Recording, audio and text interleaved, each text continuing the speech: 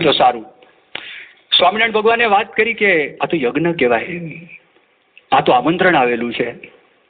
આવા કામની અંદર તો વગર આમંત્રણે પણ જવું જોઈએ, અને આમંત્રણ આવ્યું છે આપણે જવું જ જોઈએ. એટલે શ્રીજી મહારાજ પોતે ત્યાં આગળ ગયા, અને ત્યાં આગળ ગયા અને જોયું, અને જેવા એ તો પ્રવેશ કર્યો સ્વામિનારાયણ ભગવાનની, તે વખતે પણ ઉંમર બહુ નાની ઉંમર, એક કિશોર જ કહેવાય, એ કિશોર અવસ્થા હતી. એમનું શરીર પણ શુક્લકડી શરીર હતું. અને શ્રીજી મહારાજ જેવો પ્રવેશ કર્યો, કુબેરજી ઊભા થઈ ગયા અને સ્વાગત કર્યું. મહારાજ પધારો, તમે યજ્ઞમાં આવ્યા, મારો યજ્ઞ પાવન કર્યો. જગજીવન મહેતા દૂર હતા, રામચંદ્ર મહેતા દૂર હતા, પણ આ બોલ્યા અને એમણે વાત કરી કે યજ્ઞની પૂર્ણાહુતિ થાય ત્યાં સુધી તમે અહીં આગળ રોકાજો. અને ત્યાં પશુઓ બધા બાંધેલા હતા. સ્વામિનારાયણ ભગવાને જો અહીંયા તો હિંસા થવાની છે, અને તરત એમણે વાત કરી કે કોઈ બુદ્ધિશાળી માણસ આવા પ્રસંગની અંદર જ્યારે આવે અને જ્યાં આગળ હિંસા થવાની હોય એમને ખબર પડે, અને જો શાસ્ત્રના સત્ય વચન એમની પાસે જો આ પ્રસંગે ના બોલે તો એ પણ પાપમાં ભાગીદાર બને. આવા પ્રસંગે મૌન ન રખાય. એ જ્યારે વાત કરી બધા નજીકમાં આવી ગયા, અને નજીકમાં આવ્યા તે વખતે સ્વામિનારાયણ ભગવાને વાત કરી કે આ હિંસા કોણ કરવાનું છે? બ્રાહ્મણો કરવાના છે. બ્રાહ્મણ કોને કહેવાય ખબર છે? યાજ્ઞવલ્ક્ય સ્મૃતિમાં બ્રાહ્મણત્વના લક્ષણ બતાવેલા છે, ખ્યાલ છે? યમ સ્મૃતિની અંદર બ્રાહ્મણ કોને કહેવાયનું વર્ણન કર્યું છે એનું ખબર છે? જે અહિંસાનું પાલન કરતા હોય, જે દાતા હોય, જે સપત્નીક રોજ હોમ કરતા હોય, બ્રાહ્મણ કહેવાય. આ લક્ષણ અંદર બતાવેલા છે. એ જ્યારે વાત કરી જગજીવન મહેતાને એમ થયું કે આ બ્રાહ્મણો કોઈ બોલી શકતા નથી. મારા મનમાં તો એમ હતું કે આ હિંસામય યજ્ઞનું પ્રતિપાદન આ લોકો કરશે, પણ આ તો શાસ્ત્રના વચન આવી ગયા, કોઈ બોલી શકવા માટે અત્યારે તૈયાર થતું નથી. એટલે એમણે એકદમ ગુસ્સો કર્યો કે તમે એકલા જ વિદ્વાન, આ બધા મૂર્ખાઓ અહીંયા આગળ ભેગા થયા છે અને તમને એમ લાગે તમે એકલા જ વિદ્વાન છો? તો તે વખતે સ્વામિનારાયણ ભગવાને વાત કરી. સ્વામિનારાયણ ભગવાને કહ્યું કે જો હિંસા તમે કરશો તો તમે વેદનો અર્થ સમજ્યા જ નથી, અને દુરાગ્રહ પૂર્વક તમે જો હિંસા કરાવશો અંતે તમારો વિનાશ થશે. આ બોલ્યા સ્વામિનારાયણ ભગવાન, અને ત્યાંથી સ્વામિનારાયણ ભગવાન નીકળી ગયા. અને એની અંદર પણ શ્રીજી મહારાજ, એ શ્રીજી મહારાજનો કોઈ એ પરાજય કરી શક્યા નહીં, પણ બન્યું પણ એવું, ત્યાં આગળ હિંસા કરી એણે. સ્વામિનારાયણ ભગવાન તો નીકળી ગયા, અને હિંસા તેનું પરિણામ એ આવ્યું, ફતેહ મહમદ હતા, એના બે દીકરા હતા, હુસૈન મિયા અને ઇબ્રાહિમ મિયા કરીને. અને ઇબ્રાહિમ મિયા આની સાથે દુશ્મનાવટ, જગજીવન મહેતા સાથે દુશ્મનાવટ શરૂ થઈ, અને એ શરૂ થઈ એને મારવા માટે ફરતા હતા. જગજીવન મહેતા પોતાની પાસે આરબની બેરક રાખતા હતા, જેને કરીને એની કારી ફાવતી નથી. પણ એક વખત આ આરબની બેરકના બધા માણસોને ફોડ્યા, એના ઘર ફરતે બધે તોપ લગાવી, અને ત્યાં આગળ પણ એના કંઈક નસીબ થોડા ઘણા હશે, થોડું ઘણું આયુષ્ય બચ્યું હશે જગજીવન મહેતાનું, તો સીધી ઇબ્રાહિમ કરીને એક વ્યક્તિ એમને મળ્યા, એના માર્ગદર્શન નીચે પોતે ત્યાંથી નીકળી ગયા, ઘરમાંથી ભાગી ગયા. પણ ઘરમાંથી ભાગી અને જમાદારના ખોરડા છે એ તરફ પોતે ત્યાં આગળ જતા હતા. અને ત્યાં આગળ પછી એક જાફર મિયા કરીને વ્યક્તિ, એ આ માણસના જ વ્યક્તિ હતા, એ લોકોના બધા માણસો ભેગા થઈને તલવારે કરી અને જગજીવન મહેતાને કાપી નાખ્યા. એને કાપી નાખ્યા, એના ભાઈ રામચંદ્રને બહુ દુઃખ થયું. એ નવાબને સલામ ભરવા માટે મહેલમાં ગયા, એને ગુંગળાવીને મારી નાખ્યા. બે ભાઈ મરી ગયા. આ લોકોનું નખો જ જાય. એ કુબેરજીએ જીવતા સમાધિ લીધી, કે જેને કરીને માનતા હતા જીવતા સમાધિ લે તો એને કરીને એ લોકોને આનું પતન થાય. એ ગયા. બધાના પત્નીઓ એ લોકોએ આત્મહત્યા કરી નાખી. જે શ્રીજી મહારાજે પોતે વાત કરી હતી, શાસ્ત્રની વિરુદ્ધની અંદર તમે આ બધું કામકાજ કરો છો તો એ કામ ન થવું જોઈએ, અને એ કામ તમારે મૂકી દેવું જોઈએ. આજે પણ આપણા દેશની અંદર કેટલાક હિંસામય યજ્ઞ છે, શાસ્ત્રોક્ત યજ્ઞ નથી. એ આપણે ખ્યાલ હોવો જોઈએ. શ્રીજી મહારાજ શિક્ષાપત્રીમાં વાત કરી છે, એ યજ્ઞનો પ્રસાદ પણ ખવાય નહીં, એનું શેષ પણ આપણે ગ્રહણ ન કરાય. આ લખેલું છે, ભલે વેદમાં સ્પષ્ટપણે વાત કરી હોય, અમુક શબ્દો મૂકેલા જ.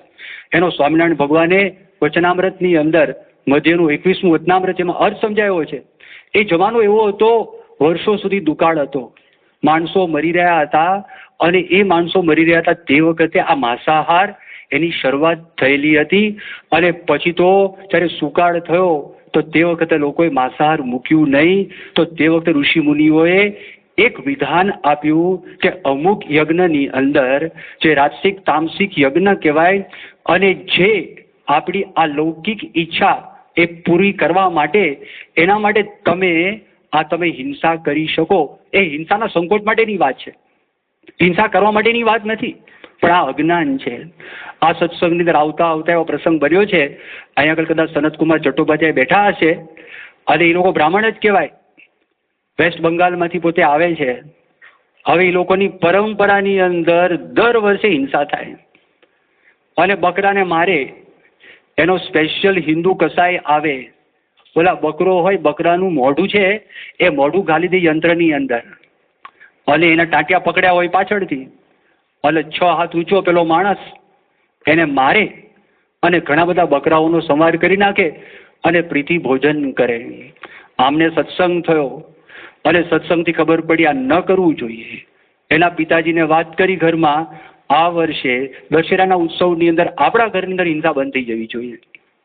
એ બંધ કરાવી. એટલું નહીં, પોતાના ગામની અંદર એના જેટલા સગાવાલા હતા એ સગાવાલાને વાત કરીને 100 કુટુંબની અંદર એમને હિંસા બંધ કરાવી દીધી છે. અહીંયા આગળ બેઠા જ છે. અને એમની આ તાકાત જોઈ અને એના અંતરમાં લોકોને થયું કે ના, કંઈ જુદી જ વાત છે, પ્રણાલિકા જ અલગ પ્રકારની. તો શ્રીજી મહારાજે વાત કરી, આજે ગુજરાતની અંદર બીજા રાજ્ય કરતા થોડીક શાંતિ છે. ગુજરાતની અંદર બધા ઓફિસરો આવે છે આપણા દેશની અંદર, અને અહીંયા આગળ થોડોક શાંતિનો અનુભવ કરે. જે આઈએસ ઓફિસર બહારથી આવ્યા હોય ને પછી સંકલ્પ ન કરે અહીંથી આપણે બીજે જઈએ, એને ગમે છે. કારણ કે ગુજરાત જોવે છે સમૃદ્ધ લાગે છે, ગુજરાત જોવે થોડુંક શાંત પણ લાગે છે. એનું એક કારણ આ હતું કે શ્રીજી મહારાજે જોર શોરથી એ અહિંસાની વાત કરેલી. અને બીજો જૈન સંપ્રદાય, જૈન ધર્મ, એ લોકોએ પણ અહિંસાની બહુ સારી રીતે વાત કરી હતી. તો આ બધું પ્રવર્તન ત્યાં આગળ થયું. પણ આ શાસ્ત્રાર્થની વાત કરી, શ્રીજી મહારાજને સમજાવવું હતું, એને એમને વાત કરે સમજાય નહીં, શાસ્ત્રનો આધાર આપીને મહારાજને વાત કરવી હતી. બીજો પ્રસંગ જેતલપુરમાં જ થયો. જેતલપુરની અંદર અમદાવાદની પાસે ગામ છે, તમે ત્યાં આગળ જાઓ, નારોલથી આગળ જાઓ, પેલા અસલાલી આવે અને પછી જેતલપુર આવે. ત્યાં આગળ જૂનું મંદિર છે, આનંદાનંદ સ્વામી મંદિર કરાયું, ત્યાં તળાવ છે, તળાવની પાસેનો મહોલ છે. મહોલમાં શ્રીજી મહારાજ ઘણી બધી વખત બિરાજતા, અને મહારાજના મનમાં વિચાર તો આપણે યજ્ઞ કરીએ. અને યજ્ઞમાં એમની ઈચ્છા તો એક જ હતી. તે વખતે અત્યારે જેમ ઉત્સવો થાય તેવા ઉત્સવો નહોતા. અત્યારે જે મીડિયાની સવલતો છે એવી સવલતો તે વખતે નથી. કોઈ સંદેશ આપવો હોય તો સંદેશ તમે ક્યાં આગળ આપો? માણસો ભેગા થાય કેવી રીતે? તે વખતે યજ્ઞ છે, બહુ પ્રખ્યાત હતો. યજ્ઞનું નામ સાંભળે ને હજી પણ તમે કોઈ જગન, તમે સૌરાષ્ટ્ર કાઠિયાવાડમાં જાઓ ને, જગન છે, જગન, તે ટીડિયારું ઉભરાય, લોકો એ જોવા માટે આવે. તો શ્રીજી મહારાજે એક સાથે મહારુદ્ર અને વિષ્ણુ યાગ એ 18 દિવસ સુધી શ્રીજી મહારાજે જેતલપુરમાં ત્યાં આગળ કર્યો. અને જ્યારે આ યજ્ઞ ચાલુ હતો તે વખતે મહેમદાવાદનો એક વામાચારી બ્રાહ્મણ બંસીધર કરી અને એ શ્રીજી મહારાજ પાસે એ ત્યાં આગળ પોતે આવે છે. અને મહારાજ પાસે પોતે આવ્યો તો તે વખતે એને વાત કરી કે મારે શાસ્ત્રાર્થ કરવો છે. શ્રીજી મહારાજે કીધું કે અમારા સત્સંગી કેટલાક અહીંયા આગળ બધા આવેલા છે અને એ લોકો પણ વિદ્વાન છે, એ લોકોને બોલાવીએ. એટલે અમદાવાદના નરભેરામ કરીને હતા, નડિયાદના વિપ્ર વિદ્વાન હતા, અને પછી અહીંયા આગળ અમદાવાદના પણ વિદ્વાન બ્રાહ્મણ હતા. એ 5-7 બ્રાહ્મણો બધા ભેગા થયા અને ભેગા થઈ અને પછી કીધું હવે તમારે જે કાંઈ પ્રશ્ન પૂછવો હોય પૂછો આ લોકોને. એટલે એને પ્રશ્ન પૂછ્યો કે શક્તિ છે એની પૂજા કયા ઉપચારે કરીને કરાય? એટલે આ બ્રાહ્મણોએ બધાએ વાત કરીને કહ્યું કે શક્તિ તો ભગવાનનું સ્વરૂપ કહેવાય. પાર્વતી છે, સરસ્વતી છે, એ તો ભગવાનની શક્તિ, ભગવાનનું સ્વરૂપ કહેવાય. તો ભગવાન વિષ્ણુ આપણે પૂજન અર્ચન કરીએ છીએ, ચંદન છે, કંકુ છે, ચોખા છે, અબીલ છે, ગુલાલ છે, જવ છે, તલ છે, ચોખા છે, ઘઉં છે, આનાથી આપણે કરીએ છીએ. તો એવી રીતે શક્તિનું પૂજન પણ એનાથી જ થવું જોઈએ. આ વાત કરી એટલે મગજમાં અકળાયો કે આ વિદ્વાનો પાસેથી અપેક્ષા જુદી હતી, વિદ્વાનો આવું કેમ બોલ્યા?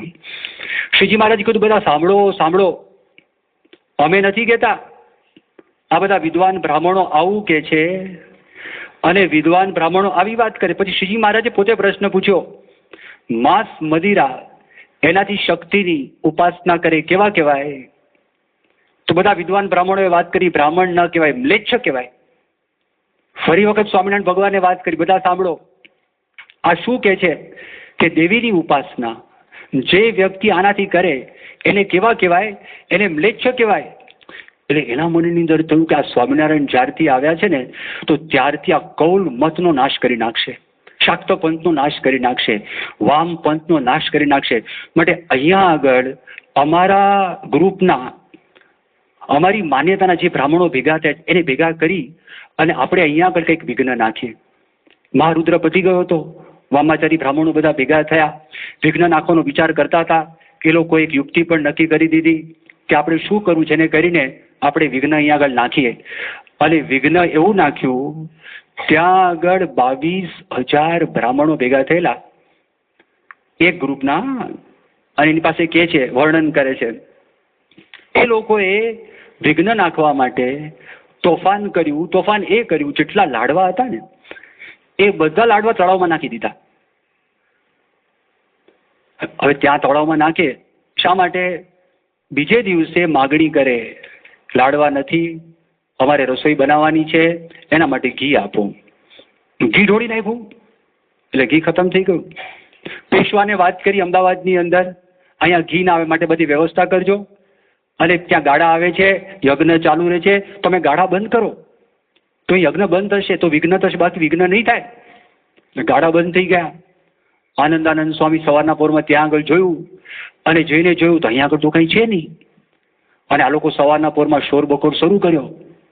આનંદાનંદ સ્વામી જોયું ગડબડ થઈ છે, તોફાન કરવા માગે છે. આનંદાનંદ સ્વામીએ મહાનુભાવાનંદ સ્વામીને કીધું તમે મહારાજને જઈને વાત કરો.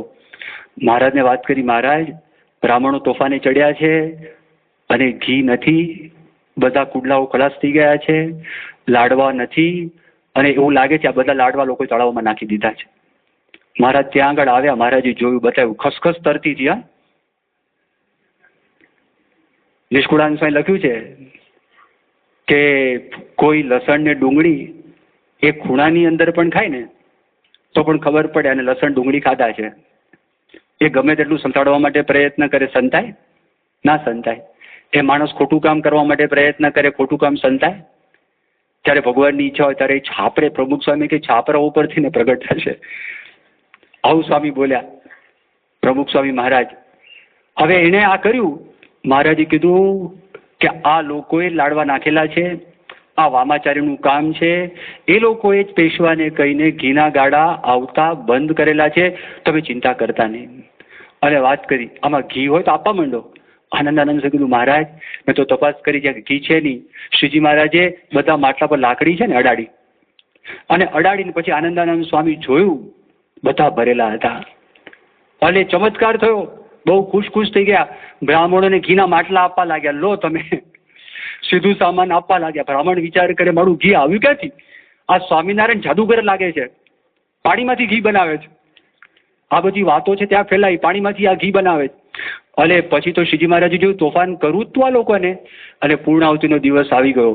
શ્રીજી મહારાજ કે જો બધાને પ્રેમથી જમાડજો, જમાડવાની ના નહીં, પણ કોઈના હાથમાં લાકડી લઈને જો જમવા માટે આવે ને તો ઝૂંટવી લેજો. કાઠીઓને કીધું, અને દરેક પંક્તિની અંદર એક એક કાઠી તમે ઉભા રહેજો, બંદૂક સહિત. અને જો કોઈ આગો પાછો થાય, મારવાની ના પાડી હતી, આકાશમાં ભડાકો કરવાનો. એનું વર્ણન બધી કોઠીઓ તૂટી ગયેલી, ભડાકા કરેલા કાઠીઓએ. બધા શાંત થઈ ગયા. બ્રાહ્મણોએ જોયું માડી આ તો પંક્તિએ આ તો ભરી બંદૂકથી કાઠીઓ ઊભા છે. એ લોકોના મનમાં વિચાર થયો, અને હર્ષદભાઈ દવે બહુ સુંદર લખ્યું કે આ બ્રાહ્મણોએ વિચાર કર્યો ગોળી ખાવી એના કરતાં લાડવા ખાવા સારા. ગોળીઓ ખાવી એના કરતાં લાડવા ખાવા એ વધારે સારા છે. તો ત્યાં આગળ ચર્ચા થઈ, અને એ ચર્ચાની અંદર પણ બંસીધરનો સ્વામિનારાયણ ભગવાને એ પરાજય કર્યો. સ્વામિનારાયણ ભગવાન કચ્છની અંદર તમે કચ્છનું વર્ણન કર્યું, આ ભુજનો પ્રસંગ હતો.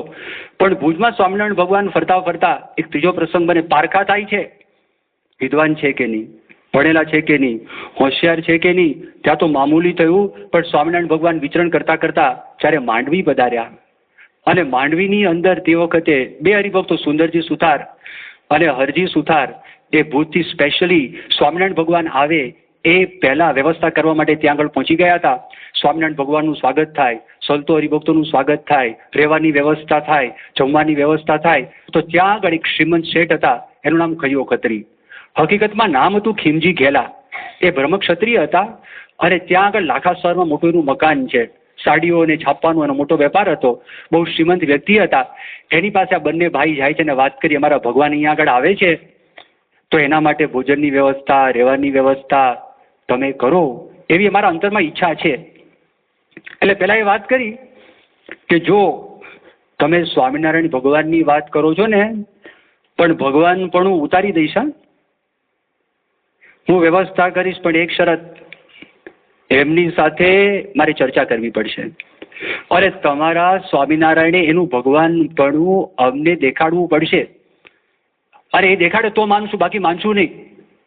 આ બધી વાત કરી.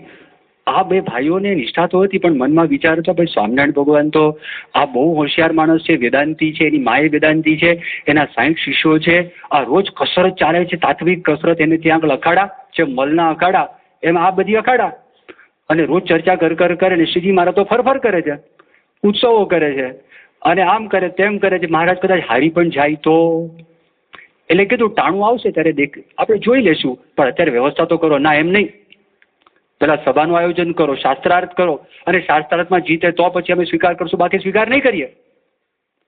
હવે શું કરવું? આ કંટાળ્યા, ધર્મશાળામાં ઉતારો ગોઠવી દીધો. આને ત્યાં નહીં. મહારાજ પાસે આવીને વાત કરી. મહારાજ ખયો ખત્રી એવું કે, મહારાજ કેમ એવું કે, તો આપણે સભા કરીએ, આપણે શાસ્ત્રાર્થ કરીએ અને આખા ગામને ભેગું કરો અને આપણે કરીએ, કાંઈ વાંધો નહીં. અને ગામમાં નગરયાત્રા કાઢવી છે અને નગરયાત્રા કાઢીને આપણે કરશું, શાસ્ત્રાર્થ કરશું. અને ઓચિંતી મહારાજે બ્રહ્માનંદ સ્વામીને વાત કરી કે સ્વામી લાડવા ખાવા કે ધૂળ ફાંકવી છે? તો એમણે કીધું મહારાજ રોજ ધૂળ તો ફાંકીએ જ છીએ, લાડવા ખવડાવો તો સારું.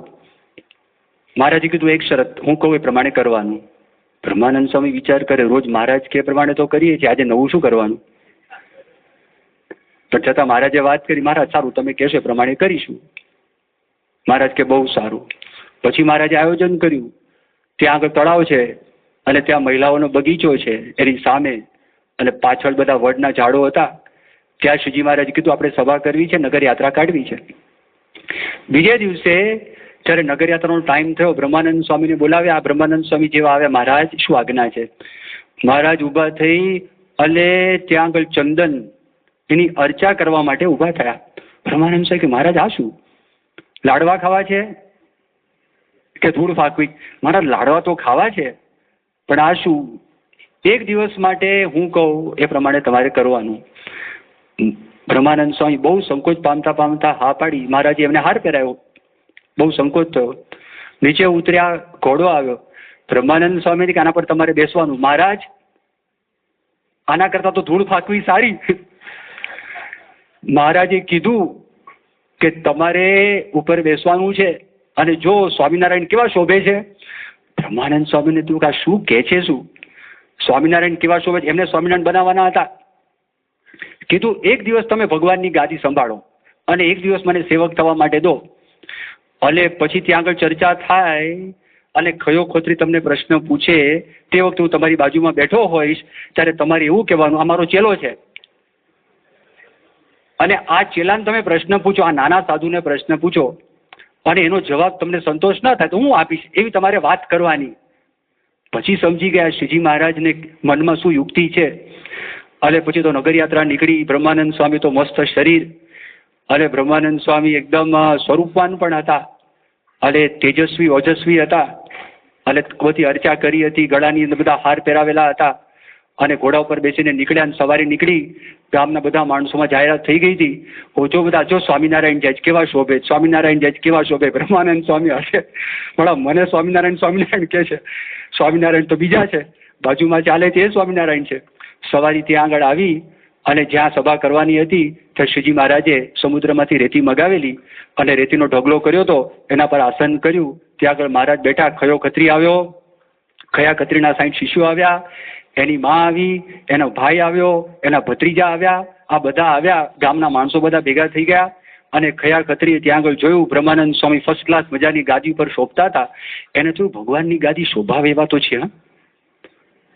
બ્રહ્માનંદ સ્વામીને જોઈને પણ સાથે કોણ આવ્યું છે?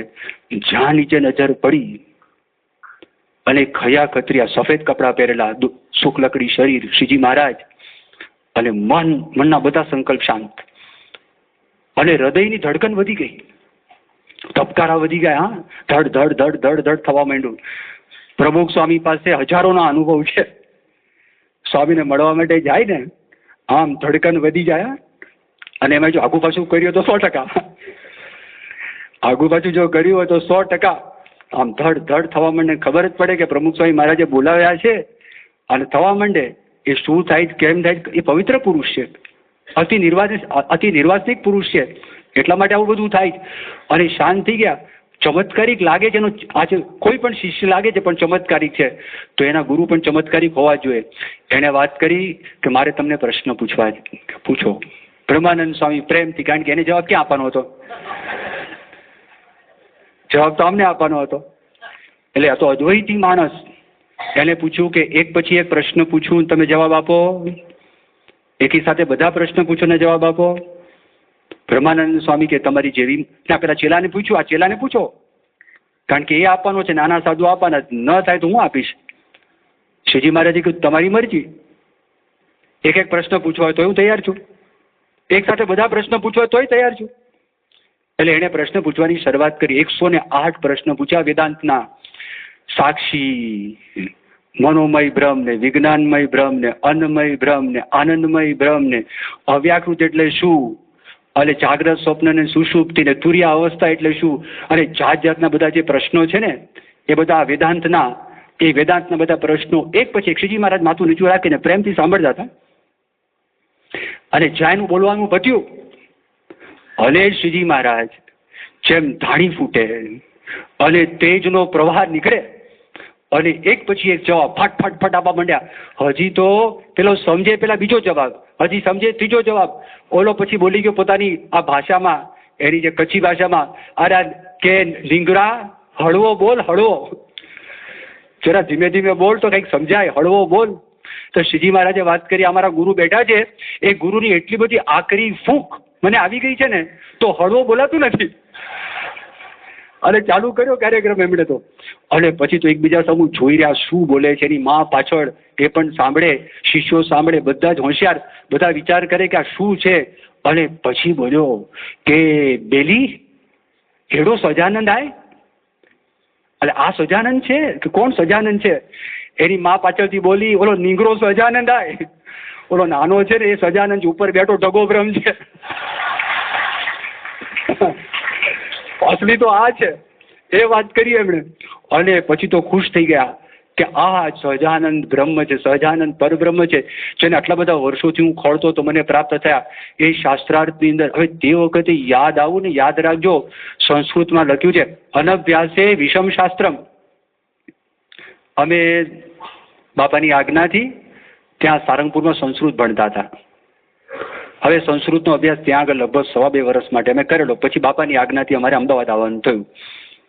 હવે અત્યારે તમે મને પૂછો, હવે ધાતુ રૂપાવલીમાંથી પૂછો તો મને ના આવડે, શબ્દ રૂપાવલીમાંથી પૂછો મને ના આવડે, તર્ક સંગ્રહમાંથી પૂછો તો ના આવડે, હિતોપદેશમાંથી પૂછો તોય ના આવડે, લઘુ સિદ્ધાંતના ભલે સૂત્રો કરે અત્યારે કશું ના આવડે.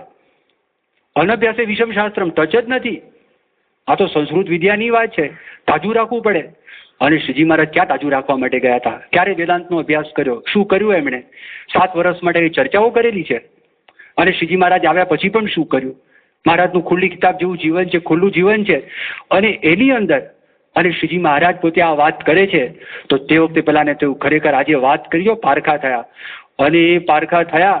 અને તમને જો યાદ હોય, ચોથો પ્રસંગ પણ બન્યો છે એ વેદાંતાચાર્યનો પ્રસંગ. એની થોડીક વાત આપણને શ્રુતિપ્રકાશ સ્વામીએ કરેલી, વેદાંતાચાર્યની વાત કરેલી, થોડીક વાત કરી હતી.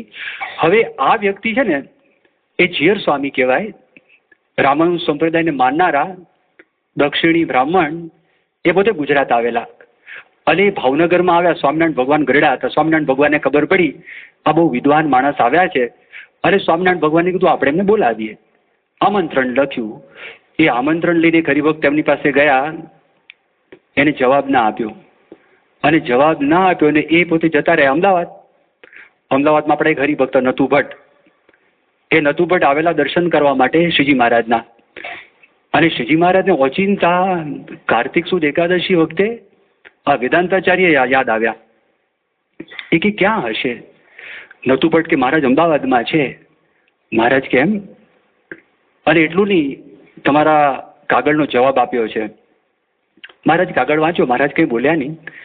મહારાજે વાત કરી, આપણે એક કામ કરીએ, આપણે વડતાલ જઈએ અને વડતાલ જઈને તમે આમંત્રણ આપો, એ વેદાંતાચાર્ય ત્યાં આવે અને ત્યાં આગળ આપણે ચર્ચા કરીશું. આટલી વાત મહારાજે કરી. એટલે જીવુભાઈએ વાત કરી કે મહારાજ તમે આ વાત કરો છો, પણ હમણાં જ વડતાલ તમે ગયા હતા અને અહીંયા આગળ આવ્યા અને પાછું વડતાલ જવું જ તમારે? તો શ્રીજી મહારાજે વાત કરી કે ત્યાં આગળ તમારે દિગ્વિજય કરવો છે. આ સંપ્રદાય વિશ્વવ્યાપી કરવો છે. એકાંતિક ધર્મના પાયા પાતાળ સુધી નાખવા છે. તો જીવુબાને કશું ખબર ના પડી. મહારાજ શું બોલે છે? વિશ્વવ્યાપી સંપ્રદાયને આ તે અગત્યનું કામ લાગ્યું. ભલે મહારાજ ત્યાંથી નીકળ્યા, મહારાજને વિદાય આપે છે. એટલે મહારાજ વડતાલ આવ્યા. વડતાલ મુક્તાનંદ સ્વામીને વાત કરી કે તમે વેદાંતાચાર્યને આમંત્રણ આપવા માટે જાઓ અને એ આવે તો તમે લઈને આવજો.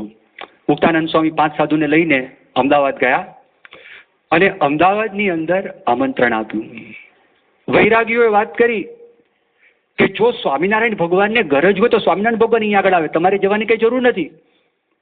પણ આણે વિચાર કર્યો, હું જો વડતાલ જઈશ તો મને પુરસ્કાર મળશે, દક્ષિણા મળશે, અને એમાં જો હું જીતીશ શાસ્ત્રાર્થની અંદર તો મારી પ્રતિષ્ઠા વધશે, સ્વામિનારાયણ ભગવાન હલકા પડશે અને લોકોની જે છાપ છે એમની છાપ પૂસાઈ જશે, એટલે મને લાભ છે. મુક્તાનંદ સ્વામી સાથે પોતે આવ્યા. દબાણ રાત રહ્યા. દબાણથી બામરોડી ગામ આવ્યા. સ્વામિનારાયણ ભગવાનને સમાચાર મળ્યા. વડતાલથી સ્વામિનારાયણ ભગવાન સામા બામરોડી આમનું સ્વાગત કરવા માટે ગયા. ત્યાં આગળ ગયા. વેદાંતાચાર્ય એનું સ્વાગત સ્વામિનારાયણ ભગવાને પોતે કર્યું. ભગવાન અનેક જીવનું સ્વાગત કરે છે. જો ભગવાન પોતે કેવા નિર્માની છે, ભગવાનને કેવો શિષ્ટાચાર આવડે છે, ભગવાન કેવા વ્યવહાર દક્ષ છે. અંતર્યામી હોવા છતાં પણ એક અલ્પ વ્યક્તિને મેરુ જેવો બનાવવા માટે ભગવાન પોતે કેવું કરે છે. ભગવાને આવું કર્યું, પણ સાથેના સંતો હરિભક્તોને ખબર પડી કે આ ઘમંડી માણસ છે, એનું ઘમંડ છે. ખબર પડી, મુખ ઉપરથી ખબર પડે. માણસ કોઈ હલનચલન કરે નહીં, ઓલા ઠૂઠાની જેમ ઉભા રહે અને કોઈ વળે નહીં, નમસ્કાર પણ કરે નહીં. એવો એક પ્રસંગ થયો હતો. પ્રમુખ સ્વામી મહારાજ અમદાવાદ મંદિરમાં હતા અને તે વખતે આવા એક ધર્મગુરુ આવેલા અને પ્રમુખ સ્વામી મહારાજ સભા મંડપમાંથી બહાર આવ્યા. બહાર આવીને સ્વામી એમના ચરણ છે, ચરણનું પૂજન કર્યું. પેલા ઉભા હતા આમ સ્થિર, આવી રીતે. સંતોને થયું અલ્યા આ કોણ છે? પણ સ્વામી કાંઈ નહીં. પછી કોઈકે વાત કરી, બાપા આપે આવું કેમ કર્યું? એ તો કશું કર્યું ને, હાથ ઊંચા રાખીને ઠૂઠાની જેમ ઉભા હતા. સ્વામી કે આપણે છે ને એ જગત ગુરુ કહેવાય અને આપણે ભગત ગુરુ છીએ. એ જગત ગુરુ ને આપણે ભગત ગુરુ. આમ સ્વામી પોતે વાત કરી. તો આ પરંપરા બધું દેખાય. તમે શ્રીજી મહારાજનું જીવન વાંચો ને, તમને આશ્ચર્ય લાગશે. આખી આ ગુણાતીત પરંપરામાં તમને જોવા મળશે, જીવન જોવા મળશે, બધી જ વાતો જોવા મળશે. જે કંઈ દેખાય બધું એમને કંઈ શીખવા ગયા નથી, કારણ કે એ છે, એ પોતે પ્રગટ છે, એટલા માટે આ થાય છે. તો પછી પ્રસંગ એવો થયો કે ત્યાં આગળ મહારાજ સ્વાગત કર્યું અને સ્વાગત કરીને મહારાજ પછી એમને વડતાલ લઈ જાય છે. આંબાવાડિયાની અંદર ત્યાં આગળ ઢોલિયો પાથરી આપ્યો. મહારાજ એમની સાથે બેઠા, એક નાની સભા કરી, સંધ્યા આરતી થઈ, એ સભા બરખાસ્ત થઈ અને બરખાસ્ત થયા પછી શ્રીજી મહારાજે ભલામણ કરી. ત્યાં આગળ જોબન પગીને વાત કરી કે તમે બાપુભાઈને વાત કરી કે નારાયણગીરીજીનો મઠ છે, એ મઠમાં આમને ઉતારો કરાવો, ઘી અને ખાંડના તમે સીધું છે ને આપજો અને સેવા વ્યવસ્થિતપણે કરજો. આ બધી વાત કરી. ત્યારે બાપુભાઈ પૂછ્યું કે મહારાજ આ છે કોણ? તમે અહીંયા લઈ આવ્યા વડતાલ સુધી, કોણ છે આ? તો સુરા ખાચર કે આવા ને આવા લઈ આવે છે. સુરા ખાચર ગમતી માણસ, કારણ કે બાપુભાઈ આવો ઘમંડી માણસ છે ને તમે લઈ આવે કે આવા ને આવા લઈ આવે છે. મહારાજે કીધું જો સાંભળો, બ્રાહ્મણ છે, ચોટલી રાખે છે, જનોઈ રાખે છે, તિલક કરે છે, કંઠી પહેરે છે, ત્રિદંડી સંન્યાસી છે, એ સંપ્રદાયના ગુરુ છે, વિષ્ણુના આયુધથી ચક્રાંકિત થયેલા છે અને પોતે જાતે રસોઈ બનાવે છે, જાતે કોઈનું પાણી ખપતું નથી અને ભગવાનને ધરાવીને પોતે જમે છે. મહારાજ કે એના જે ગુણ છે એની સામે અમારી દ્રષ્ટિ છે, એના ઘમંડ સામે અમારી દ્રષ્ટિ નથી. શ્રીજી મહારાજ એનું ઘમંડ મોડવું નહોતું, એમને મોટા બનાવવા હતા. પછી બીજે દિવસે જ્યારે એક સેવક આવ્યા, સેવકે વાત કરી, મહારાજ એ સવારના પોરમાં કૂવામાંથી જાતે પાણી કાઢ્યું અને જાતે પાણી કાઢીને જાતે રસોઈ બનાવી અને ભગવાનને થાળ ધરાવીને જમ્યા. ત્યારે બધાને એમ થયું શ્રીજી મહારાજ આગલે દિવસે વાત કરતા હતા, વાત સાચી, આ વાત ખોટી નથી, એ કહેતા હતા એ વાત બરાબર છે, એ વાત સાચી. અને પછી તો ત્યાં જમી લીધું એમણે, એટલે પછી મહારાજે બોલાવ્યા અને બોલાવીને બધા ભેગા થયા હતા. અને તે વખતે મહારાજે વાત કરી કે હવે આપણે જો તમને અનુકૂળ હોય અને તમને જો ગમતું હોય તો પછી આપણે થોડીક શાસ્ત્ર ચર્ચા કરીએ, પ્રશ્ન ઉત્તર કરીએ. મહારાજે વાત કરી કે તમે ગ્રહસ્થો છો, અમે ત્યાગી છીએ, તો ત્યાગી થઈને અમે તમને પ્રશ્ન પૂછે ને યોગ્ય ના કહેવાય, એટલે તમે પેલા પ્રશ્ન પૂછો તો સારું. એણે કીધું મહારાજ ના ચિંતા ના કરો, તમે પૂછો, તમે કહેતો તો 32 પ્રકારની બ્રહ્મ વિદ્યા કઈ દેખાડું અને વેદના બધા રહસ્ય કઈ દેખાડું. શ્રીજી મહારાજ કે સારું. મહારાજે કીધું કે જ્યારે કોઈ શિષ્ય ગુરુ પાસે આવે ને તો તે વખતે ગુરુ એને વેદના 12 મહાવાક્યો કે છે. અહમ બ્રહ્માસ્મિ, તત્વમસી, અયમ આત્મા બ્રહ્મ, પ્રજ્ઞાનમ, વિજ્ઞાનમ, એક ચોથું વાક્ય છે. આ 4 વાક્ય પણ એક એકમાં 3 છે. તો એ છે એ ગુરુ જ્યારે સમજાવે છે શિષ્યને, વ્યાસ ભગવાનના આધાર લઈને સમજાવે છે. પ્રજ્ઞાનમ આનંદમ બ્રહ્મ, આ 4 મહાવાક્યો છે, પણ એને 12 કહેવાય કારણ કે એક એકમાં 3 શબ્દ આવે. તો આનો તમે અમને અર્થ સમજાવો. પેલાને પરસેવો ઓળી ગયો, એ તો મરી ગયા, આનો અર્થ કેમ સમજાવો? અયમ આત્મા બ્રહ્મ ને તત્વમસીને એ છે ને ગડબડ ગોટા કરવા લાગ્યા. શ્રીજી મહારાજે શંકાઓ કરી, તે મૂંઝાયા. મહારાજને તું એને મૂંઝવણ થશે, અપમાન જેવું લાગશે, એટલે શ્રીજી મહારાજે વાત બદલાવી. મહારાજે કીધું કે વેદ છે ને અનાદિ કહેવાય છે. આ બીજો પ્રશ્ન આવ્યો. તો વેદ અનાદિ કહેવાય છે તો એ પ્રગટ થયા કેવી રીતે, ઉત્પત્તિ થઈ કેવી રીતે? એને તું મારે જવાબ આપવો જ પડશે કે એના પણ 2 ભેદ છે. એમ કરીને શરૂઆત કરી. શું ભેદ? બતાવવાની ભેદ. અને જ્યારે પ્રલય થયો, બધું નાશ થઈ ગયું, તે વખતે એક સુંદર વડ હતું. એ વડ નીચે નારાયણ પોતે વેદ રૂપે થયા. એટલે શ્રીજી મહારાજે શંકા કરી, ત્યારે પ્રલય થાય ત્યારે બધાનો નાશ થઈ જાય તો વડ કેવી રીતે રહે? એટલે એને મૂંઝવણથી પરસેવો શરૂ થઈ ગયો પાછો. શ્રીજી મહારાજને અપમાન લાગશે. ત્રીજો પ્રશ્ન પૂછ્યો કે કૃષ્ણ ભગવાને ગીતામાં કીધું છે કે જીવ ભગવાનનો અંશ છે, આપણે બધા ભગવાનનો અંશ છે. મમૈવ અંશો જીવ લોકે જીવભૂત સનાતન મનઃ ષષ્ઠાન ઇન્દ્રિયાણી પ્રકૃતિ સ્થાની કર્ષતિ. આ 15મો અધ્યાય છે, 7મો શ્લોક છે. તો જીવ ભગવાનનો અંશ છે. અંશ કેવી રીતે? ઓલો કે નાના ભગવાનનો અંશ નથી, એ તો અક્ષરનો અંશ છે. શ્રીજી મહારાજ કેમ? અક્ષરનો અંશ, અક્ષરનો અર્થ શું થાય?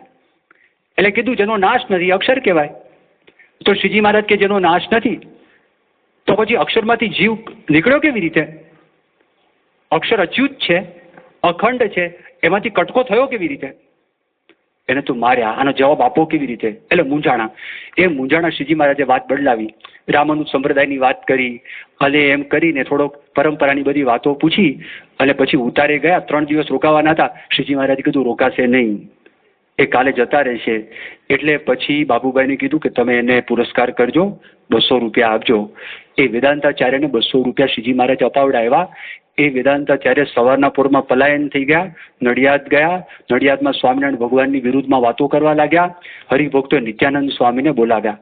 નિત્યાનંદ સ્વામી હવે ખબર પડી તો ત્યાંથી પણ પલાયન થઈ ગયા, વડોદરા પહોંચી ગયા. વડોદરાના દીવાનના કાન ભંભેરણી કરી. એ લોકોએ ભેગા થઈને શાસ્ત્રાર્થ ગોઠવ્યો. મહારાજે મુક્તાનંદ સ્વામીને મોકલ્યા. તો મુક્તાનંદ સ્વામીને જોઈને ગભરાઈ ગયા. મુક્તાનંદ સ્વામી કે તમે જ? આમ જોઈને ખબર પડી કે આજ. એ કે તમે વડતાલ આવેલા અને વડતાલમાં સ્વામિનારાયણ ભગવાને તમને વેદના 12 મહાવાક્યોની વાત કરી હતી, એ બરાબર છે ને? તો ત્યાંથી આપણે શરૂઆત કરીએ. એ જે વાત કરીને મૂંઝવણ શરૂ થઈ ગઈ, પરસેવો થઈ ગયો અને ગભરાઈ ગયા.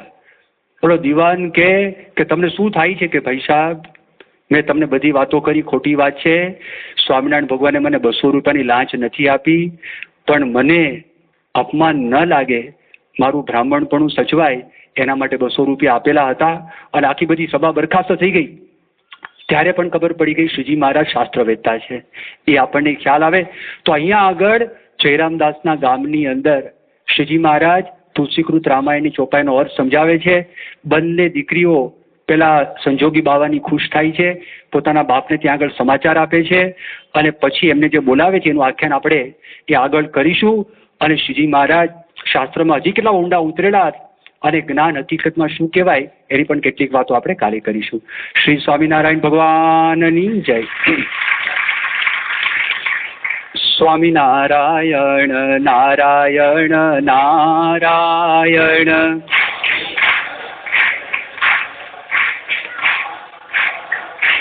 સ્વામિનારાયણ નારાયણ નારાયણ.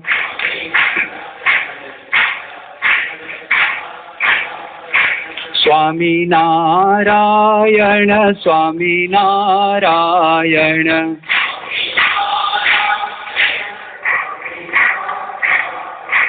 સ્વામિનારાયણ નારાયણ નારાયણ.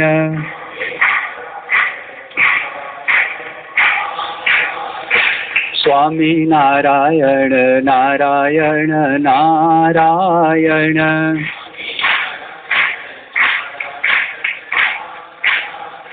શ્રી સ્વામિનારાયણ ભગવાન.